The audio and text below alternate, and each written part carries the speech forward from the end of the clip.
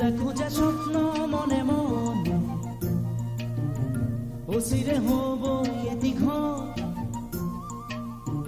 দুয়োৱে অন্তঃকৰণে সজা